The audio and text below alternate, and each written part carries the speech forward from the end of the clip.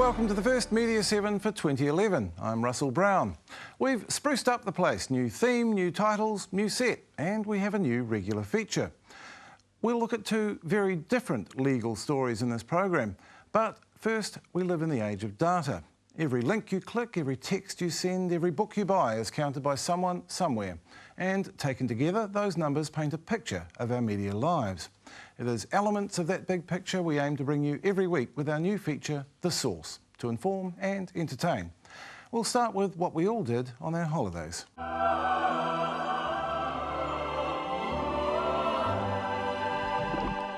Vodafone recently ran newspaper ads declaring that this was the summer we took the internet to the beach.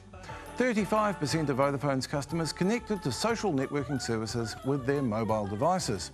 But when we checked, we discovered that those numbers were from last July, when very few of us were at the beach.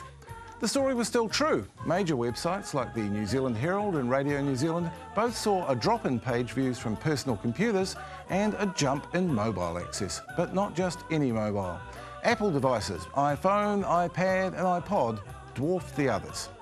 One thing we're not doing so much anymore, watching the Queen's Christmas Day speech on TV. There was a spike in 2008 when Her Majesty's loyal subjects tuned in to see what she was going to do about the global financial crisis. But the trend is down, all the way to this year's local audience of less than 250,000. Meanwhile, in America, nearly 30 million people watched at least some of President Obama's annual State of the Union address on TV. Pretty good, until you know that last month's Super Bowl prelim attracted nearly 50 million, a 24-year high. It seemed Americans were having their Sputnik moment with a beer in hand.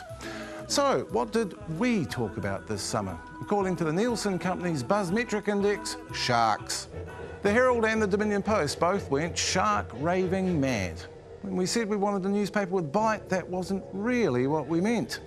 But there's another reason it might not be safe to go back in the water: drowning. Here's the trend for drowning deaths in New Zealand over the past 30 years.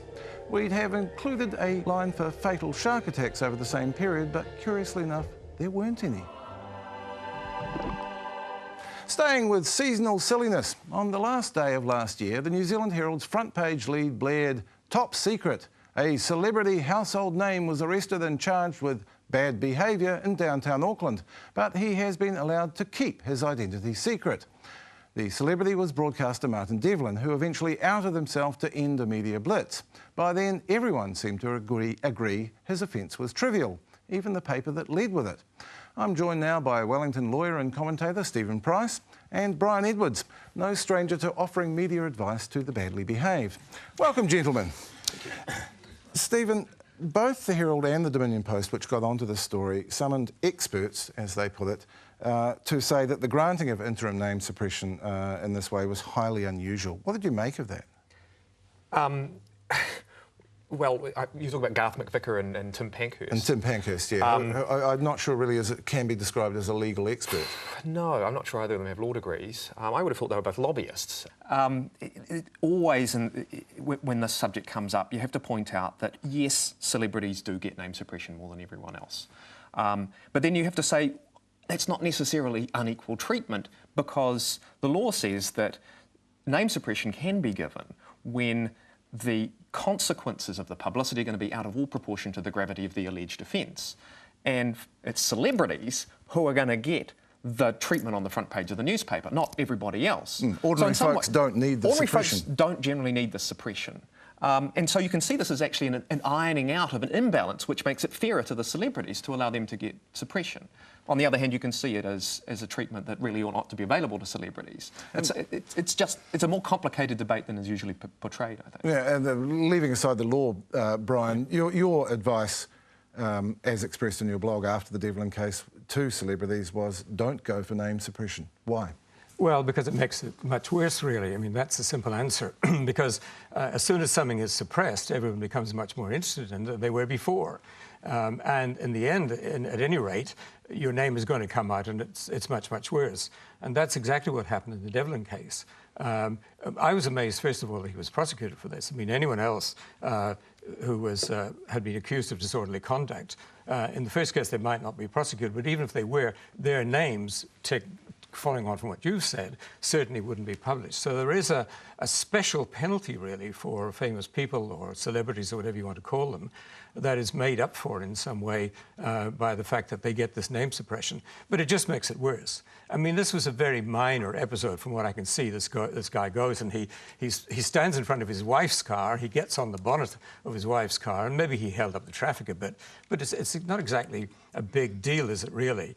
And so if he'd simply come out at the time and said, yeah, look, I did this, I was bloody stupid, I was a prune, or whatever it was he said in the end, we'd all have said, well, that was a silly thing to do, and that would have been the end of it. It just made it much worse. Would the Herald have taken that view, do you think? The Herald, of course, loved this story. I mean, any newspaper would love this story because here you have a celebrity in trouble, and there's nothing the public likes better and the readers of newspapers like more than to see that their heroes have clay feet and have fallen down. There's a lot of schadenfreude in a story like this, a lot of envy. Ha, he got his, you know. And I think there's also a feeling that the celebrity has also been privileged for a very long time. You know, they've earned a lot of money, they've been famous, they got special treatment in restaurants, all that sort of thing. So why should they get any special treatment now? Under the law, we should all be equal. Yeah, we contacted the editor of the Herald, Tim Murphy, who pointed out that they tend to take a stand on principle with respect to suppression orders. Do you really think this was about principle, or was it about celebrity sizzle? I think mentioning principle and the Herald in the same sentence is very curious. But no, this was a good tabloid story, and that's what the whole thing was about. And they milked it for all it was worth. I mean, they want to sell papers. This story would have sold papers, and it sold more papers because of what Martin did in the first place. Yeah, Stephen, do you think it was reasonable of the Herald to compare this to permanent suppression orders in other cases when it was solely an interim suppression order pending a hearing at which it would be able to make submissions? Right, absolutely. And as you point out in your blog, I mean, this was an interim order, and the Herald didn't point that out in its big splashy story on the front page, and that about 1% of cases suppression orders are made, but about a quarter of those that they're to protect child witnesses and sex crime victims, and they're automatically imposed by Parliament. And most of the rest of them are interim orders that lapse after a while or aren't renewed or are refused. So this was a very much a first instance order that was, as I understand, basically a holding pattern put in place by the community magistrate so that it could be argued about properly later. And that's a very common thing to have happen. And it probably would never have been awarded. Did Devlin lose a legal right by basically being hounded into this before he could even argue his case under the law, you know, like any other citizen? Well, I think it's very questionable about whether he would have got a suppression order. Well, was he hounded? Who hounded him? I'm not quite sure who hounded him. I suspect he panicked, really. Well, I think journalists rang his house constantly.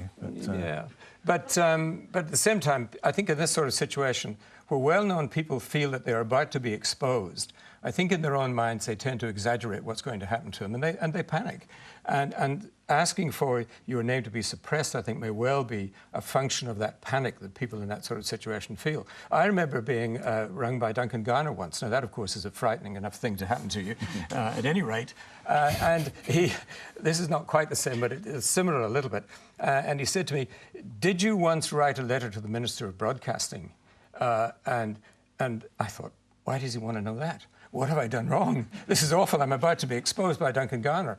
And so instead of saying, as I perfectly well knew, yes, I did write a letter to Marianne Hobbs, which I was entitled to do, and what's the point here? I said, oh, I can't remember. And that's the sort of thing that can affect you, I think, if you feel you're about to be exposed. Yeah, fess up and be honest. Fess up and be honest is the best advice. One thing that intrigued me with the story was that the Herald, Tim Murphy's now admitted that they were mistaken, said that both John Campbell and Simon Dello had publicly denied that they were the 46-year-old celebrity. John Campbell has been offered an apology. Simon Dello, according to Tim Murphy, did announce it publicly by mentioning it to someone at the tennis. What do you make of that? You shouldn't go to the tennis. It's a very dangerous thing to do. That is preposterous, it seems to me, really. That's such an invasion of privacy, really, that would happen. I find that astonishing. Just briefly, Stephen, Simon Power has already changed the law. How much difference is this going to make? He's put in a bill. Put in a bill, yeah. That will change the law. I think there's not much doubt it'll go through. Not as much as Simon Power says it will. I mean, he keeps saying, and the media keep reporting, that this is going to mean that celebrities can't get name suppression just because they're celebrities, and that the implication is they're not really going to be getting it at all. And that's not really what the law says. The law, what it does is say for defendants, they're going to have to prove that they're going to face extreme hardship, all of them, in order to be able to get a name suppression order. And it does add in a little clause there saying, oh, by the way, being famous by itself does not count as extreme hardship, but it never has. The argument has always been, because of my circumstances, I'm going to face publicity on the front page of a paper that nobody else is going to get. It's not by itself that I'm famous that it gets there. Well, I look forward to it's going to be interesting to see how the judges interpret that stuff, but it's certainly going to be harder for celebrities to get it, but that's mostly because of this extreme hardship. I look forward to the day when the judge has to decide what the celebrity is, because it seems like none of us know. So, thank you, Brian Edwards. Stephen Price will be staying with us to discuss the legal story that didn't get the coverage over the holidays.